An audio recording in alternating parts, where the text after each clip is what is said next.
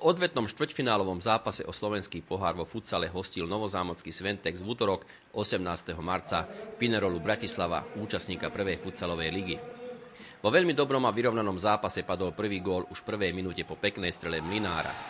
Domáci sa z gólu netešili dlho, hostia o niekoľko sekúnd vyrovnávali na 1-1. Druhý gól Sventexu dal vo 4. minúte Medeši, ktorý využil zaváhanie obrany hostí a upravoval na 2-1. V 11. minúte si hostia vypýtali oddychový čas, využili drobné zaváhanie v našej obrane a druhýkrát v tomto zápase prekonali Gedaja v domácej bránke. V závere polčasu sa pokúsilo zvýšenie gólového rozdielu Štovko, ale jeho strelu brankár vyrazil. Aj v druhom polčase videla početná divácka kulisa veľmi dobrý zápas. V úvode sa dostal k lopte Medeši a zvyšoval na 4-2. V 38. minúte pridali 5. a posledný gól v tomto zápase Dangvan.